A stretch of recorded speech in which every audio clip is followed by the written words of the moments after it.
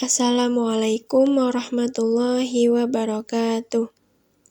Perkenalkan, nama saya Fairuz Salsan Kamil dengan NPM 23163111094 dari kelas PAI 4C. Di sini saya akan menjelaskan tentang pemikiran pendidikan Ahmad Hasan Persis. Ahmad Hasan adalah ulama militan dan tokoh utama Persatuan Islam atau yang dikenal Persis, yang lahir di Singapura dari keturunan India dan Palekat. Sejak kecil, ia telah menguasai Al-Quran, berbagai bahasa, dan ilmu agama secara mendalam melalui belajar langsung kepada sejumlah guru ternama. Selain menjadi guru dan pemimpin surat kabar yang berjudul Nurul Islam di Singapura, Ahmad Hasan juga aktif menulis dan berdakwah dengan gaya kritis demi kemajuan Islam. Setelah menempuh pendidikan tenun di Kediri dan Bandung, ia berkenalan dengan para pendiri Persis dan kemudian menjadi guru serta tokoh penting di organisasi tersebut. Pada tahun 1940, ia mendirikan pondok pesantren Persis di Bangil, Jawa Timur, dan terus berkontribusi hingga wafat pada 10 November 1958 di Surabaya. Selanjutnya mengenai konsep pendidikan menurut Ahmad Hasan. Ahmad Hasan adalah tokoh yang mengkritisi sistem pendidikan Barat karena dianggap menolak nilai-nilai keagamaan, padahal menurutnya sains dan agama tidak bisa dipisahkan, seperti yang tercermin dalam Al-Quran dan fakta ilmiah. Ia mendirikan kelas diskusi di bawah naungan Persis pada tahun 1927 untuk memberikan pendidikan agama bagi pelajar yang bersekolah di sekolah Belanda agar mereka tidak buta akan ilmu agama. Meski tidak pernah menulis secara eksplisit tentang pendidikan, Hasan menekankan bahwa tujuan pendidikan adalah membentuk akhlak mulia sesuai dengan Al-Quran dan hadis. Karena Nabi Muhammad SAW diutus untuk menyempurnakan akhlak manusia. Ia juga menginginkan lembaga pendidikan menghasilkan mubalik yang menguasai bahasa Arab, ilmu agama, serta ilmu duniawi seperti matematika dan geografi sebagai bekal dakwah. Sejak 1924, Persis mengelola kelas akidah dan ibadah bagi orang dewasa, yang berkembang pesat setelah Ahmad Hasan bergabung pada 1926, termasuk dalam bidang literasi dan publikasi.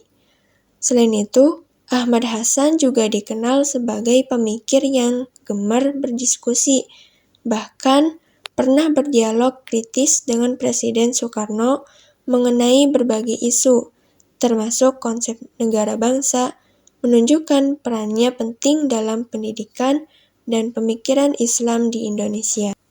Nah, selanjutnya mengenai tujuan pendidikan dalam pandangan Ahmad Hasan. Ahmad Hasan memandang tujuan pendidikan sebagai pembentukan akhlak terpuji dalam diri peserta didik, dengan menekankan kesopanan, hormat, dan kasih sayang kepada orang tua sesuai dengan ajaran Islam. Ia menegaskan bahwa tujuan utama diutusnya Rasulullah SAW adalah untuk menyempurnakan akhlak, sehingga pendidikan harus berfokus pada hal tersebut. Teguh berpegang pada Al-Quran dan As-Sunnah, Ahmad Hasan menolak segala bentuk bid'ah yang dianggap sebagai penyimpangan dari ajaran Islam. Dalam pendidikan, ia menjadikan Al-Quran dan hadis sebagai sumber utama, serta mendirikan sekolah dan pesantren yang menekankan penguasaan ilmu agama secara mendalam atau tafaqquh fiddin, sehingga menghasilkan peserta didik yang berakhlak mulia dan memahami kitab-kitab Taurat secara baik. Selanjutnya, mengenai metode pendidikan yang ditekankan oleh Ahmad Hasan. Ahmad Hasan ini dikenal sebagai ahli debat yang sering menggunakan metode dialog dan tanya jawab dalam karya tulis dan dakwahnya, seperti dalam buku-bukunya Soal Jawab, Tauhid, dan Mengenal Nabi Muhammad. Ia meyakini bahwa debat agama ibarat membebaskan katak dari tempurung, memberi kesempatan untuk mencari dan memilih kebenaran sejati. Meskipun metode ini sering mendapat tantangan, terutama dari yang kurang berani berdebat, Ahmad Hasan menegaskan pentingnya beragama secara cerdas dan kritis, sesuai dengan pandangan Muhammad Natsir bahwa antara yang benar dan salah tidak boleh dicampur, sehingga keberanian dalam berdialog dan berdebat menjadi kunci untuk memahami agama secara mendalam dan tidak kaku. Selanjutnya, yaitu peran guru dan murid menurut Ahmad Hasan. Ahmad Hasan berpendapat bahwa guru harus mendidik siswa dengan fokus beribadah hanya kepada Allah, tanpa mengharapkan imbalan duniawi, serta memiliki ilmu yang baik dan mengamalkan apa yang diajarkan agar menjadi suri tauladan bagi peserta didik. Nah, guru yang ideal adalah manusia sempurna yang memiliki pengetahuan luas dan mampu menjalankan tugas dengan baik. Sedangkan peserta didik harus beribadah kepada Allah, menjalankan amar ma'ruf nahi mungkar, mempertahankan syiar Islam, berakhlak mulia, serta menjaga kebersihan dan kerapihan. Ahmad Hasan memandang bahwa siswa sebagai teman belajar yang sudah memiliki pengetahuan dasar dan menekankan pentingnya adab serta akhlak sesuai nilai-nilai agama dalam proses pendidikan. Nah, selanjutnya, relevansi pemikiran Ahmad Hasan dengan pendidikan modern.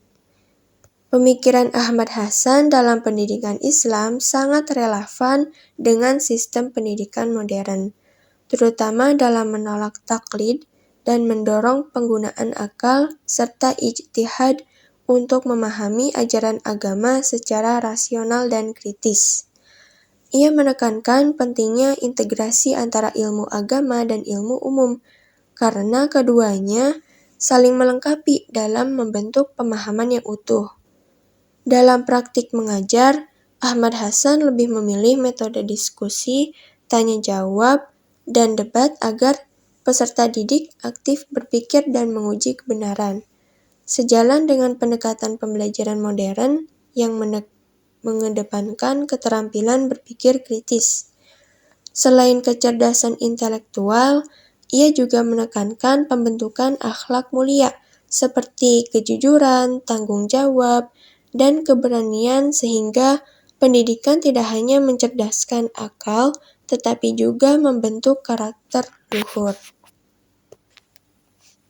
Nah, berdasarkan pemaparan tadi, maka dapat disimpulkan bahwa Ahmad Hasan merupakan tokoh ulama dan pendidik yang sangat berpengaruh dalam pengembangan pendidikan Islam di Indonesia.